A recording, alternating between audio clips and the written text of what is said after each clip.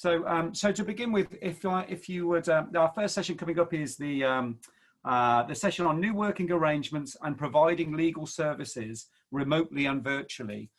So my two guest panelists for the first session is first of all John Stevens of DWF. So John is the head of the tax team at DWF, as well as being an executive partner for DWF's Birmingham office. So he's local, which is great. John's expertise covers advising on all aspects of tax planning on corporate and property transactions, includes the sale and purchase of companies, businesses and properties. John has experience of advising on the tax issues associated with property development and property investment. John is listed in the 2018 edition of Legal 500 and the 2019 edition of Chambers and Partners. So welcome, John. And then my second panelist, Bernadette, is the head of the legal sector for Moneypennies. We all aware of Moneypennies' work and the great work that they do within the sector. But Moneypennies look after the calls for law firms of all sizes, from sole traders to multinational corporations. They provide small businesses with their own dedicated assistant, someone they know and trust. And for larger companies, their award-winning receptionists can either support an existing in-house team or provide fully outsourced switchboard functionality. And certainly their services have come in use over the last 12 months plus.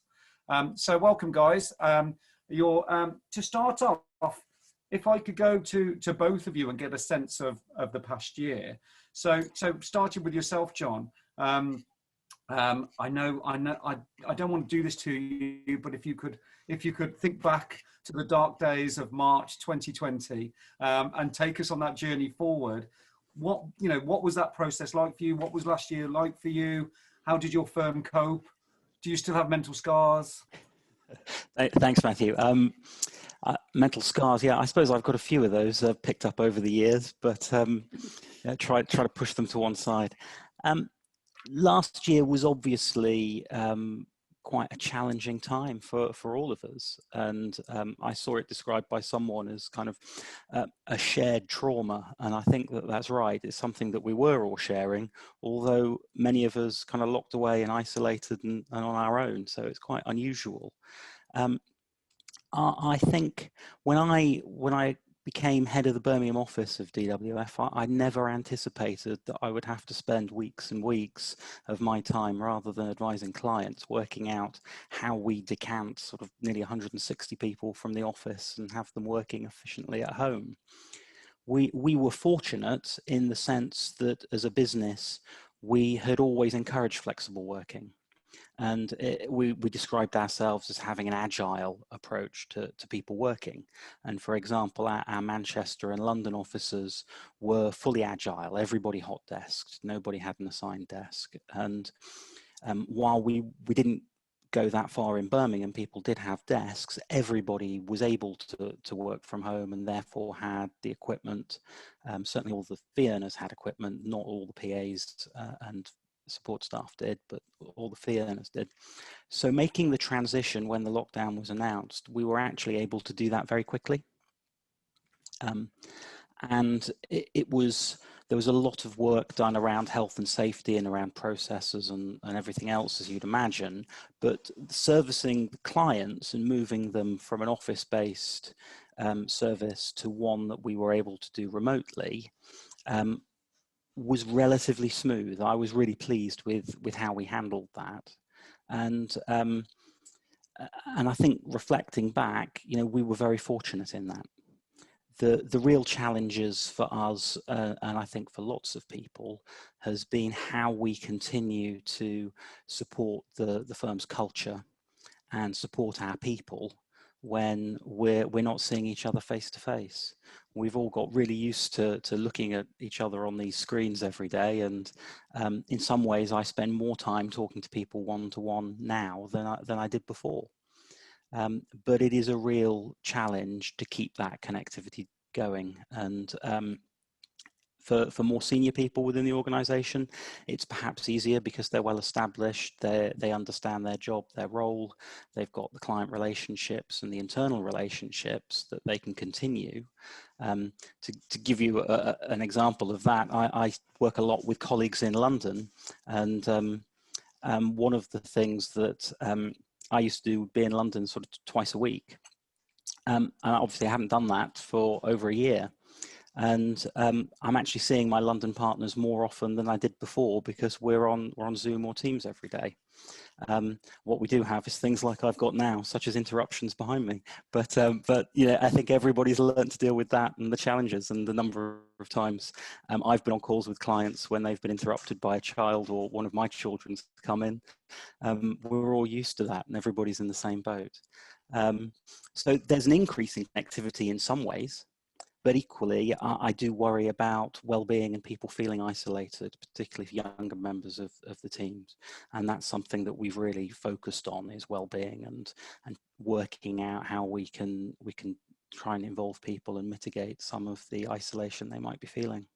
I do believe that it's humanized us a little bit more, in the fact that obviously we work with law firms of all sizes, whereas we would normally go to if we were engaging with it as a potential client, or we'd come to your office and we'd be very much behind our work facade, whereas interruptions such as we've just seen, it humanizes us all in the fact that we're all just we've all got the same challenges. Just before I come to Bernadette, can I ask, last year, did you just stay remote all the way through? Was there at one point a move to get people back to the office, or not? We have really been almost entirely remote all the way through. We did start a lot of planning over the summer for the move back into the office, which we kicked off in the middle of right at the start, I think middle of September, just as the kind of second lockdown was announced. Our timing was perfect. We had got all the planning ready. We'd started to announce it to people how we were going to run 3 phases of people returning. And then we had the second lockdown, and it was all essentially put on hold. So most of us have been working remotely for the whole time. As I say, there's about 160 people who fall within the Birmingham office. And I think the most we've had in the office at any one time is about 17. At the moment, there's probably about 5 people in the office. So Bernadette, DWF, one of your clients, I believe, as well as most people seem to be. You've got a great viewpoint as to what happened in the sector last year, and the changing in some of the working practices within firms of all sizes. From your point, kind of March onwards, what did you see happening and within your firms and the challenges they face, or the positives that came out of it? Sure. Hello, everyone. Yes, you're right, Matt. I mean, we look after over 1,000 law firms, and they're all different sizes. So as the call started coming through in March time, and of course we saw the dip, I think it dropped to something like 53% of what normal call volume is, and it really fell off a cliff. And we were really fearful, is it going to come back again? In other areas of the business as well, we could see how other sectors were impacted. But within legal, it was really quiet for March, April, and it took a little while to bounce back. But then as spring moved into summer, we had record-breaking call volumes. So it seemed like firms were working harder than ever to catch up. And we'd usually see a seasonal dip, with holidays and people taking time off, and with the school holidays and everything. But there really wasn't a lull of volume. The sector stayed consistently busy right through up until Christmas week. And even now, and we often look at trends to compare year on year, month on month, week on week. And we know already that within the legal industry, we've seen an 8% increase in call volumes this January. That's so far, so I'm sure it'll probably be higher by the time I pull off a more recent stat, as that was the start of the week. And with live chat, which is another service that Moneypenny offer, we're 40% busier on live chat than we were in January and of the previous year. And I think that just shows a big shift as well in the way that firms are embracing newer tech as well. And there were definitely peaks and troughs. We were able to see it across all different sectors because, of course, call volumes often do act as a barometer of business health. So we're able to see which areas are being impacted the most as well, and where the most inquiries are coming by area of law. So you could see how crazy the conveyancing side has been impacted with every restriction, and how the call volumes have shot up each time. And has that, in terms of insight that you've drawn from that extra traffic, do you feel, I suppose 2 questions, do you feel that there's a change in working practices? So are you seeing, for example, you know, more flexible working hours where people are dealing with the challenge of homeschooling in the daytime and then doing more work of an evening. So is there a challenge of working practice? And is there any sense that are some of these changes going to stay around? Is there any sense of that from your clients? I think that there's definitely changes. We had a panel discussion with a few firms, and I remember one of them, a top 200 firm, saying that they want to be just as accessible to respond to an inquiry at 10 a.m. on a Sunday as they would be in a weekday. And they're actually giving some of their members of staff more flexible working hours, so that if they wanted, when it was open and allowed, they could go to the gym on a Thursday morning and start later to work into the evening. And typically pre-lockdown, our new business, you'd normally see in a year about 35% of our new legal clients embracing additional services, and those are things like out of hours support, so it could be 24/7 cover or evenings and weekends. And last year that grew to 72% of the new clients that joined us asking for out of hours cover. And I think that with so many offices being shut, and you know, some people maybe only use Moneypenny for live chat, they've really been pushing the fact that they can call in and have or go onto their website and start and engage a chat with somebody to be more accessible, so that if the customer is looking to get in touch with somebody and can have a choice of the way they're getting in touch with them, you know, that they know that they're accessible 24 hours a day. But I think there's definitely a shift in the way law firms have been embracing outsourced services within Moneypenny, because normally pre-lockdown days, so looking at 2019, firms will either come to us to outsource everything, so we'll look after all of their switchboard, or they may have Moneypenny supporting their in-house team for overflow. And in 2019, 31% of our new legal clients we know fully outsourced to us, and last year it's 56% of our new business in the legal sector. So I think people are making, maybe those that were a little bit reticent of fully outsourcing and now working in a more agile way, that they're sending more calls through to us and using outsourced services more for that kind of support. So operationally, John, are you making some of these decisions in terms of a DWF, in terms of, so a big trend that I've seen is the decentralization of certain, no, I've said that completely wrong. Decentralization of some services, such as operational receptionists and so on and so forth. But then also from an administrative point of view, we've actually seen a centralization of some admin functions where previously teams would have their own, individuals or teams would have their own admin teams. They've actually become centralized, and firms have benefited from that, from economies of scale in being more efficient, this team being managed together, using new technology, whether it be business intelligence, some of the big hand offerings or whatever else. So operationally, has there been some changes of direction that may be here to stay? Yes, I think there have been. I think what we will see, what we have seen and what we will see, is that what the force to remote working has done is accelerated changes. And things that were going to happen within the legal sector anyway have just have to happen in a much more compressed way, and they will remain with us. The paperless office. We used to talk about, working towards a paperless office, while about a third of the floor area of all of our offices is covered with files and boxes and paper, like most lawyers. And I was just as bad as everybody else. I would print out a document and I would mark it up by hand, and it would be scanned in and amended. And now I hardly print anything. And the move to paperless has had to happen because of people's arrangements. I have a printer in my office, and that was earlier with someone collecting the homeschooling homework, but those sorts of changes will be with us for a long time. We already had a centralized support functions for the business. So PAs didn't sit within the practice groups, but they were a central function, although assigned to practice groups. And what we have done is that model has remained, but we have looked at how we provide those services differently. So we have had a restructuring of PA and administrative teams, looked very closely at what everybody's role within those teams are. And what we've tried to do is to specialize people within those roles to the things that they particularly enjoy or are particularly good at, so that overall fee earners get a more consistent and a better service. I think that's what we have seen operationally most recently. And there's nothing like a pandemic to kind of remove the blockers to projects, and that's been the case. If we think about Teams, the uptake of Teams, that's been something that a lot of firms have been trying to roll out effectively for a long time, and suddenly, and the same with other kind of a lot of other tech projects. So you guys are renowned from an innovation point of view. So I've engaged with Jonathan Patterson a few times, who's your head of your innovation arm. So in terms of the use of technology, you talk about you were already set. Is there anything else? Is there any larger projects that have been accelerated in terms of?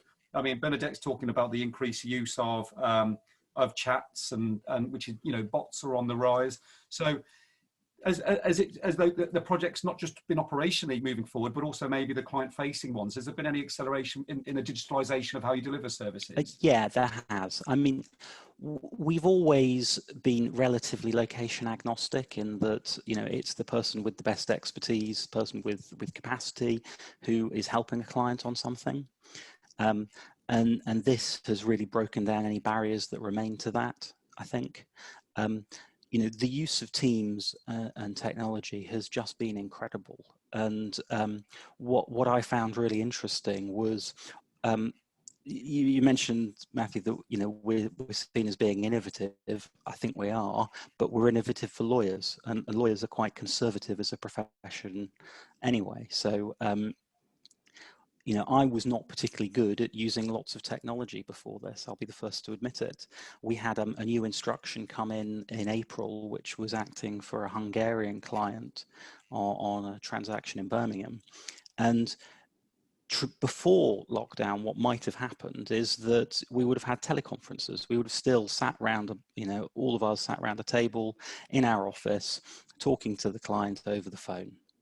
And instead, every meeting we had with the client was like this one. It was on the screen, and we talked to them, and we, as you said, we saw into their lives, they saw into ours, and it actually helped foster a relationship. And it was far better than doing those teleconferences in an office. And it just made me think, why weren't we doing this before? I've made the mistake of not shutting my office door, so I'm going to. I can hear my children coming, so I'm going to ask a question. From yourself, Bernadette. So we talked about the technology side of things moving forward operationally, also client facing. So talk a little bit about your. Somebody shut it for me. So there you go.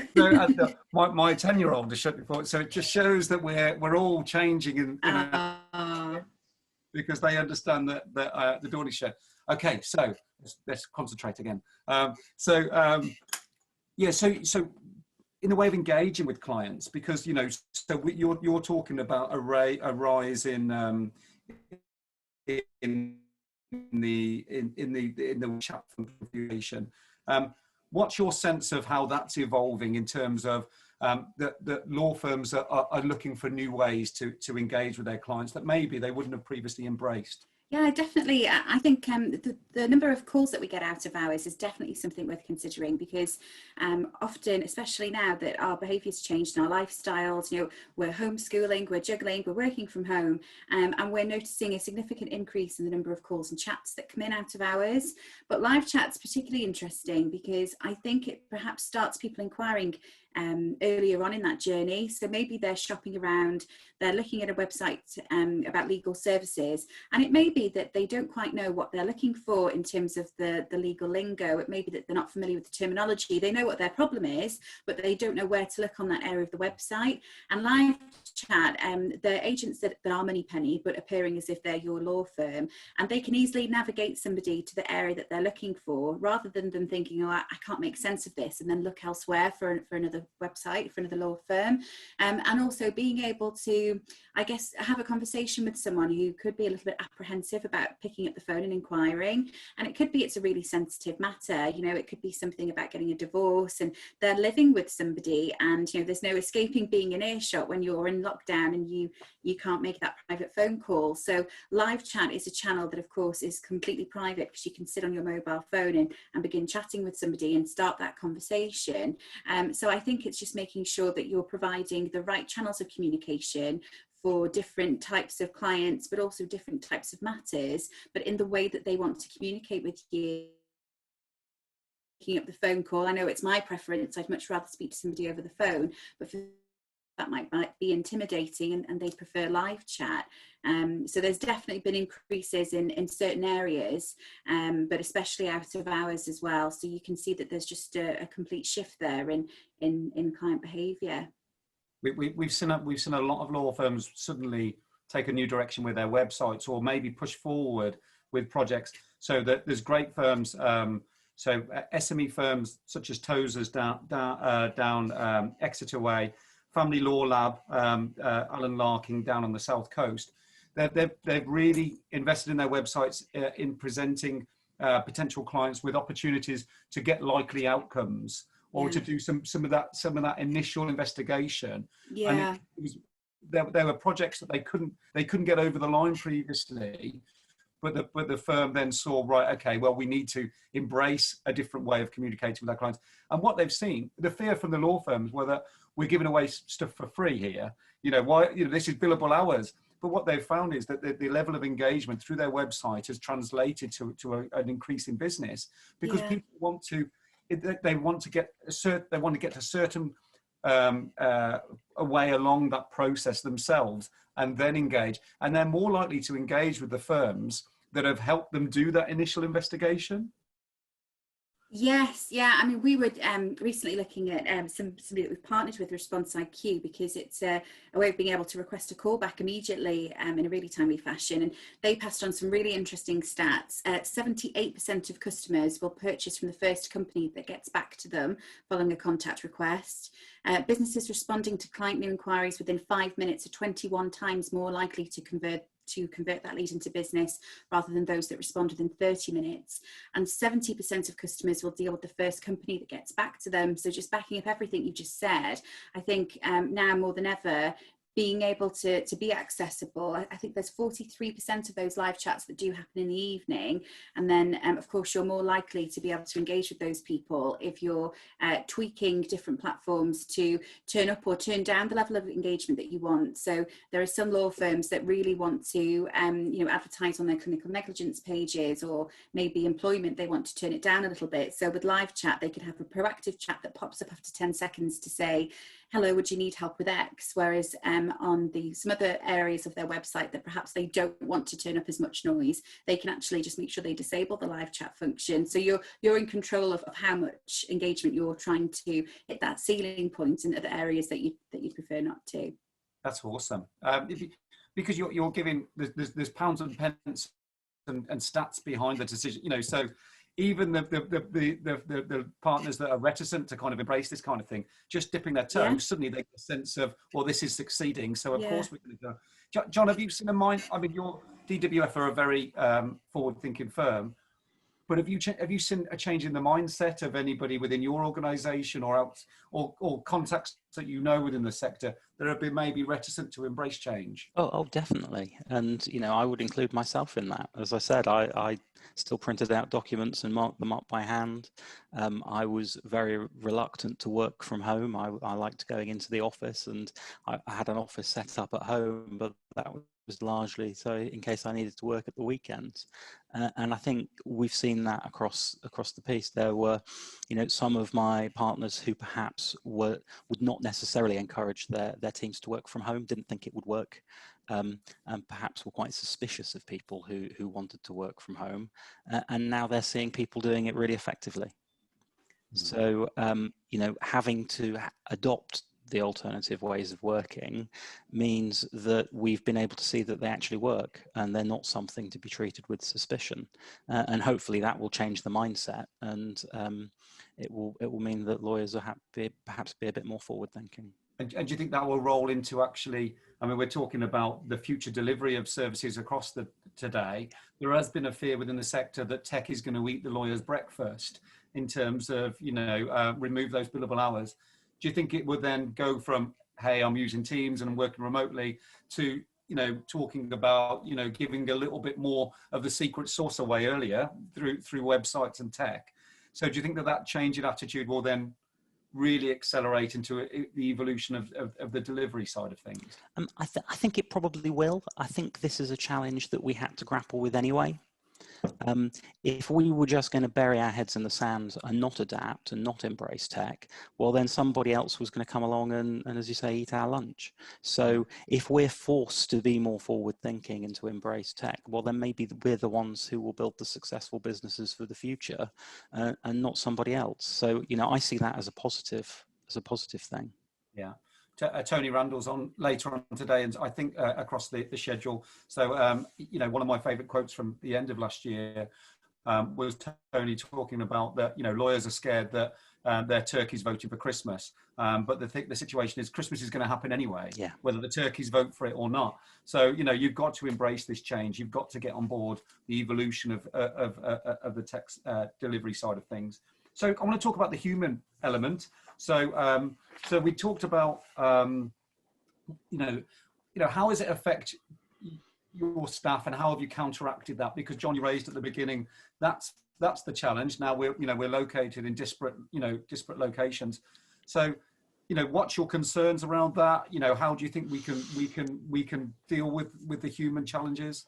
I mean, these are the really difficult questions, aren't they? And these are the ones that I won't pretend I've got lots of answers for, because I don't think that I have. It is about talking to people and listening to people and understanding what their situation is, what they're going through, and how you can assist, and letting them know that you're there to assist. We've just talked quite a lot about flexible working and the advantages of flexible working, and you know, I think flexible working is great, but it can also put a lot of pressure on people, particularly in lockdown when there is no clear division between work and home. I mean, let's be honest, the legal profession has never really been a 9-to-5 job. We have all worked longer hours than 9 to 5, just like many other people do.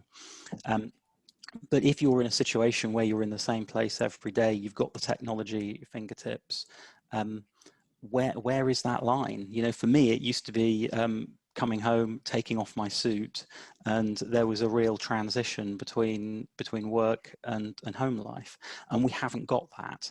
So people need to be very clear about trying to draw boundaries for themselves, for being clear with their teams when they are working and when they aren't. You know, if they have childcare responsibilities, that they need to obviously carry those out, and they need to work as well. But what they need to do is talk clearly to their colleagues so that they understand what those pressures are, when they're available and when they're not. And in many ways, I think lawyers are often their own worst enemies in setting those boundaries. I certainly was, and it's something I've tried to do less. You know, when I had children and had to draw some of those lines, it was a revelation for me that you'd tell a client, no, I can't because I'm dropping off at nursery. And the client would say, oh, how old are your children? And that's a way of actually building a relationship with the client, not putting up a barrier. So I think a lot of it is around honesty and communication with people. Yeah. I run a team that is across numerous offices. So in some ways, it's been advantageous to me because I've been able to see those people rather than just talk to them on the phone. And while Zoom or Team isn't a replacement for face-to-face conversation, it's better than a phone call, I think, in terms of picking up some of the visual clues about how people are doing. And then what we have tried to do is to extend various services to our staff that can help them. So we've got a wellbeing hotline. We run various wellbeing events. And I think getting the balance right is quite difficult. At the start, once the panic was over of leaving the office, we then tried to do lots of things and probably did too much, and people get fatigue of doing another quiz on the Teams in order to keep in touch with people, and you can throw too much of this at people, which puts more pressure on them rather than taking it away. And so we scaled that back, and we're doing it in a more measured way.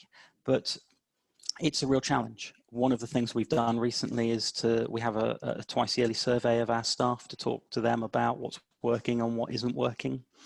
And I genuinely think that the business listens to that feedback. And so I would say, talking to people, listening to what they say, we all have different pressures and strains. So it's working out what works for someone. What about yourself, Bernadette? You know, in your organisation and also what you're seeing in your clients. I mean, is there a huge, you know, the intensity of work? Do you feel it's increased? Yeah. I think with our own clients, being able to have to meet the demands and the pressures of being able to connect them to people with a phone call. I mean, we've got some clients that are working remotely that have really bad reception service and can't get a call through on their mobile. So we've been working now to get integration with Microsoft Teams so that we can transfer calls through on an MS Teams platform. And it's something that perhaps we would have considered later on in the year, but we've been really pressing to get visibility of status so we can see if somebody's available, so that it minimises the time of the client journey waiting to be connected. And of course, to be able to transfer calls through an MS Teams means if somebody's got the app on their mobile and they can stream it from Wi-Fi, it's a lot easier for them.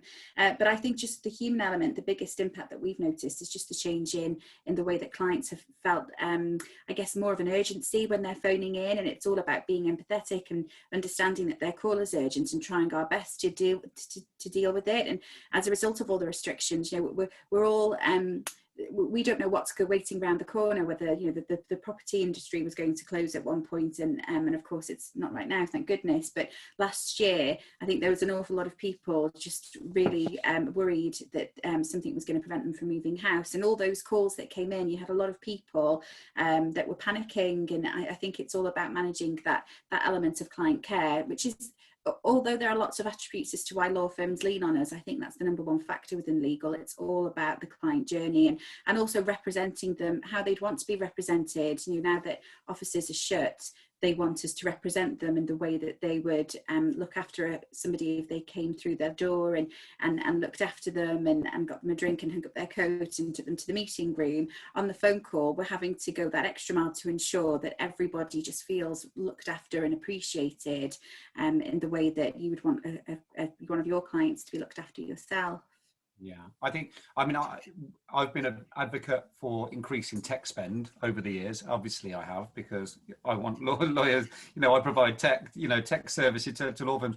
But where that was coming from is the fact that law firms shouldn't see IT spend as a necessary evil. It should be seen as an enabler to growth. Yeah.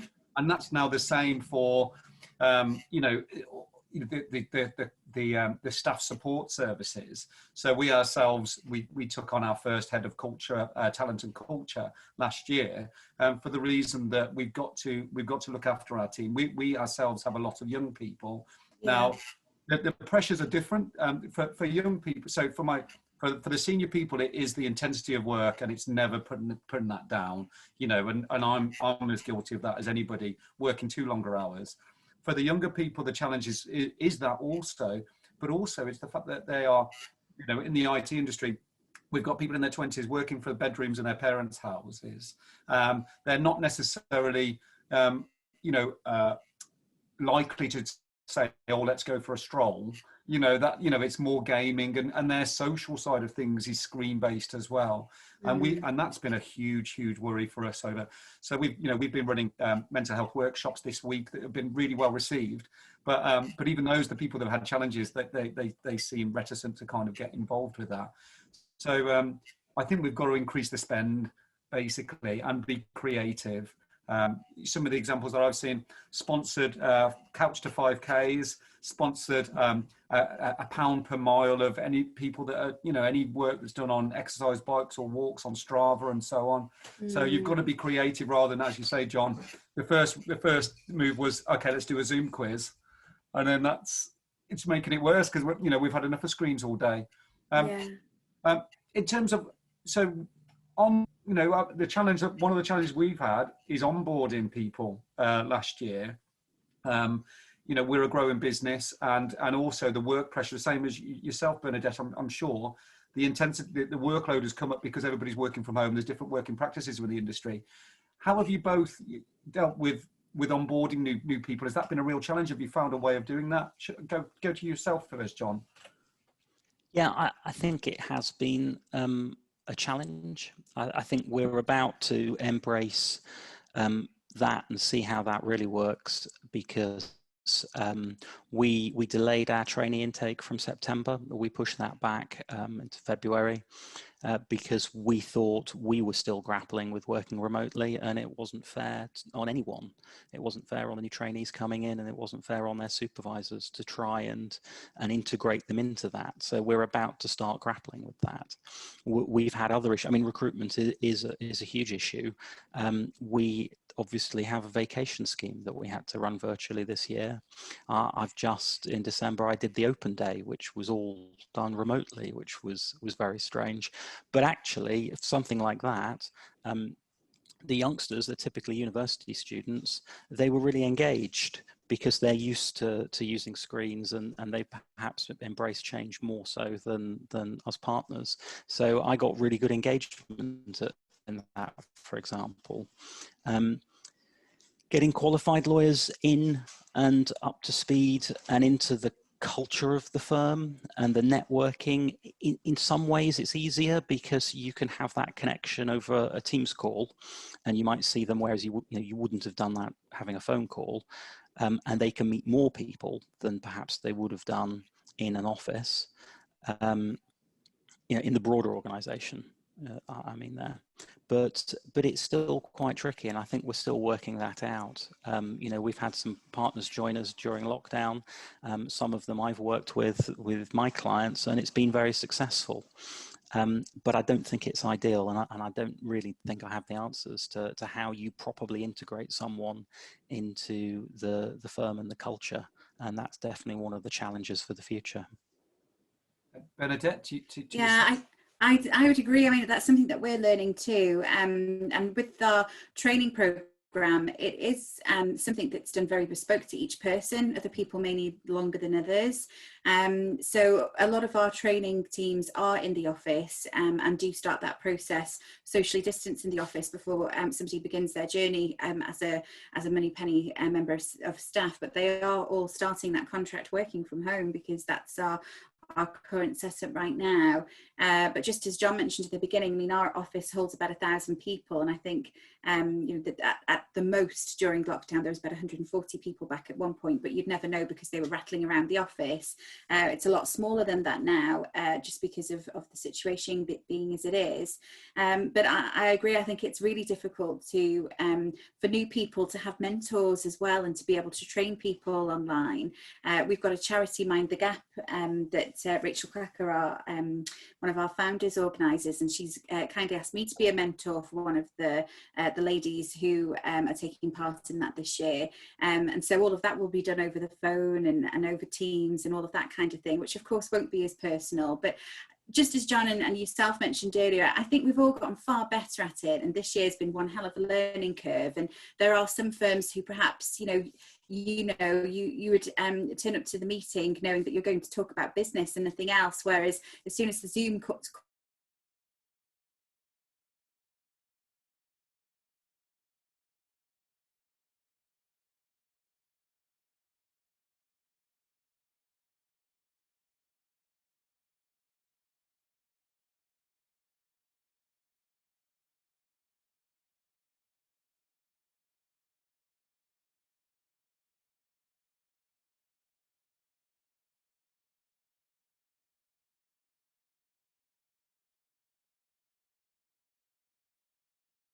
because I don't think they're going to go.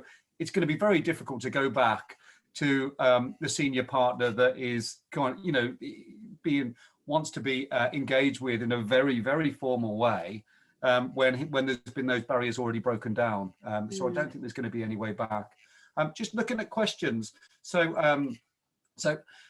we've covered a little bit of it, but Nicola Jones talks about how we prevent. It's all wrapped up in the messaging. So how do we prevent flexibility becoming unreasonable expectation? So in the way of how have we got to change the messaging? And it's the same thing that she mentions around the humanising of work practice. What behaviours are we placing value upon? And that also goes into another point where Stephen Jonas mentions the fact that there's huge responsibilities on employers to ensure their staff is not expected to be over expectations. And another point around psychological safety. It's about making it okay to say you're not okay. you know, in an environment that probably didn't previously promote such a situation. So that psychological safety, that kind of setting realistic expectations. We've talked about onboarding, but has there got to be a change in just the messaging, you know, across the firm? John, go to yourself on that. Yeah, I think those are really good points. I think I talked earlier about communication, which is obviously important, but it has to be communication in the context of honesty. And we talk about things like mental health. We've spent a lot of time talking to people, thinking about mental health, and you know, we've run a few workshops with a psychologist to talk to us about, you know, the kind of the shared trauma that we were all having during lockdown and how we help and improve our mental health. And the first part of that conversation is that, you know, issues with mental health is something that we all experience. It's a spectrum. It's not a binary thing. And, you know, I consider myself to be one of the most resilient people I know. You have to be in this job. But there've been times when I felt really down, actually.